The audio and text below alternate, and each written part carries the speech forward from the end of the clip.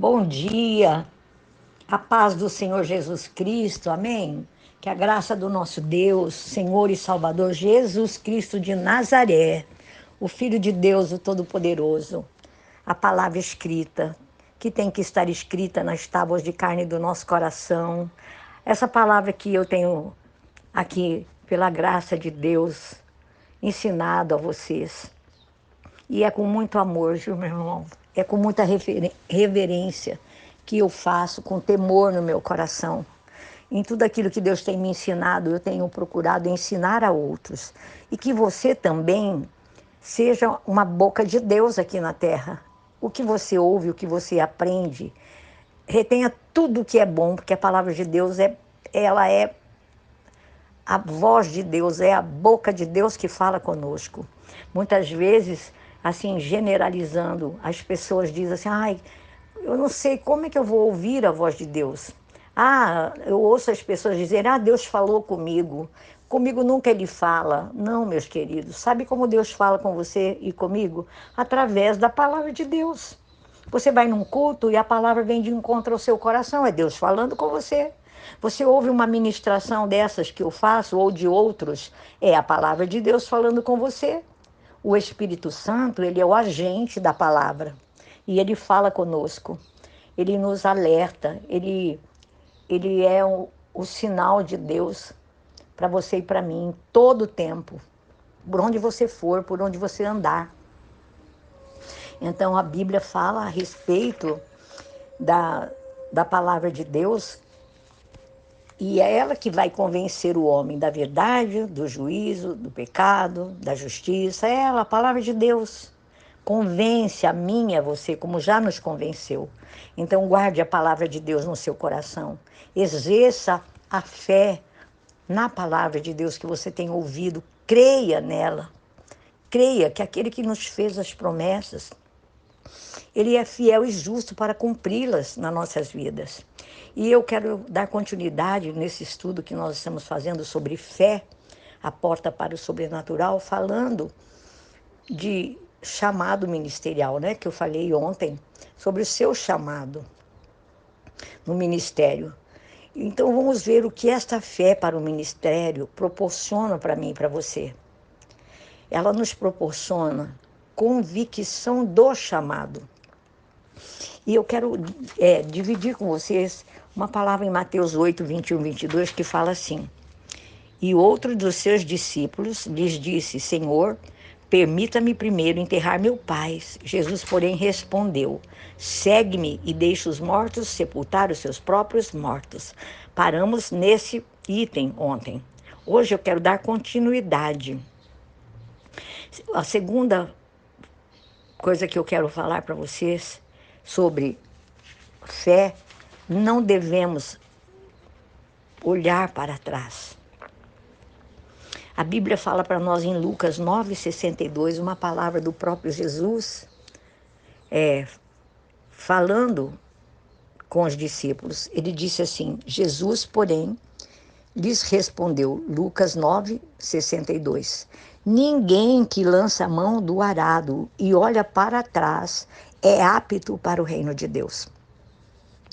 Amados, a fé não permite que nós olhemos para trás, porque a fé produz no meu e no seu coração uma certeza de que as portas serão abertas, que as resistências que há em nós cairão tudo por terra. Ainda que no momento que você está servindo no ministério, você possa até estar passando, atravessando um período difícil.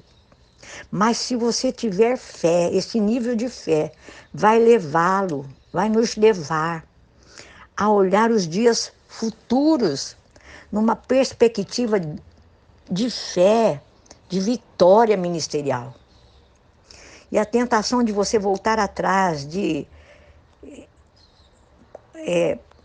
jogar a toalha, não vou mais, não quero mais, ela vai ser superada no seu coração, creia nisso. Aquele que nos chamou, ele é fiel para cumprir as promessas, para nos usar. Muitas vezes nós temos tantos sonhos e desejos, né, no nosso coração, de que Deus use as nossas vidas com poder, com autoridade, com sabedoria.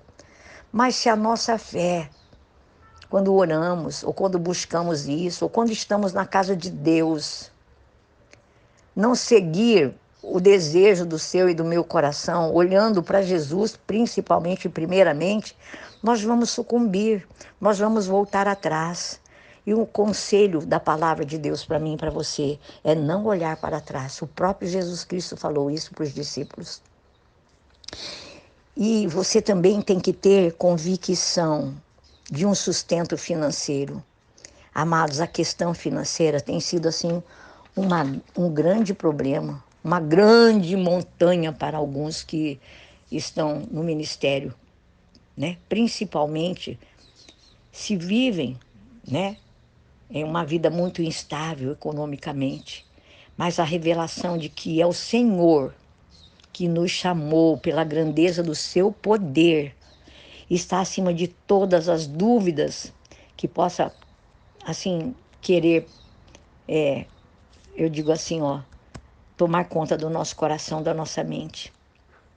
Mas você e eu só vamos ter essa revelação quando nós entrarmos num nível de fé, aonde nós, pela fé, vamos estar quebrando as barreiras da miséria, da pobreza, de de todo negativismo que muitas vezes nos acompanham. E eu quero te dar um exemplo de Gênesis 13:2, de Abraão. Ele foi o primeiro homem a viver pela fé. Ele quebrou essas barreiras. E a Bíblia diz sobre ele que Abraão era muito rico em gado, em prata e em ouro. Gênesis 13:2. A Bíblia fala para nós que Deus abençoou Abraão proporcionalmente ao nível da sua fé, a fé que ele havia alcançado em Deus. E se um ministério não alcançar este nível de fé, ou não direcionar esta fé para uma liberação em todos os aspectos, inclusive financeira, na vida dos seus filhos, do seu povo, da sua igreja, sempre vai estar nos nossos corações a dificuldade. Porque, irmãos, a Bíblia fala que Deus ele não age pelas nossas necessidades, mas sim por princípios que movem o seu coração e que o leva a nos abençoar. Então, eu quero recapitular com você que você deve ter uma fé tão grande que você vai servir a Deus dentro do seu chamado, com convicção. Você não vai olhar para trás. Você vai ter convicção de que em todas as áreas da sua vida, principalmente no sustento financeiro, que é uma das situações que tem sido assim muito problema para a vida das pessoas, de maneira geral falando, né? No nosso país, economicamente, que está tão instável. Ah, meus irmãos, coloque seu coração em Deus. E assim, tome para você, como eu digo para mim mesmo, vamos tomar o exemplo de Abraão, que ouviu a voz de Deus, que o mandou ele sair do meio da sua parentela e ir para um lugar que Deus mostraria a ele. Deus nem mostrou o lugar, disse: Abraão, vai para o norte, vai para o sul, vai para o leste, vai para a África, vai para... Não, Deus não falou nada disso para ele. Deus falou para ele: saia do meio da sua casa, saia do meio da sua parentela. Abraão era um homem rico já. Ele tinha uma vida boa. Se você ler toda a história de Abraão, você vai ver isso. E ele ouviu a voz de Deus. E ele obedeceu e ele creu. E ele confiou nesta voz. E ele saiu. Ele não tinha uma direção certa. Ele saiu. E foi seguindo. E Deus foi dando a ele direção. Que a sua e a minha, a nossa fé, possa estar assim. A exemplo de Gideão não, me perdoe, de Abraão, que se tornou um homem muito rico, em gado, em prata e em ouro, conforme nós lemos em Gênesis 13, verso 2.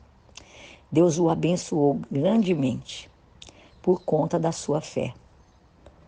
E assim, eu digo para vocês, se você ministerialmente está desanimado, se sentindo, né? Desculpa a expressão que eu vou usar aqui, que é bem chula, viu?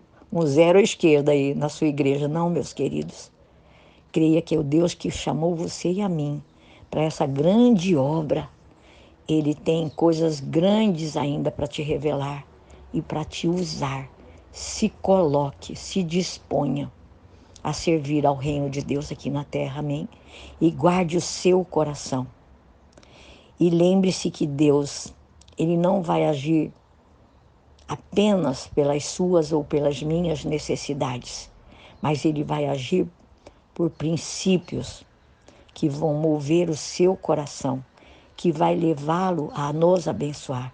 E o que move o coração de Deus é você crer, é você ter fé, é você acreditar e falar para Ele nas suas orações: Pai, sou tão dependente de Ti.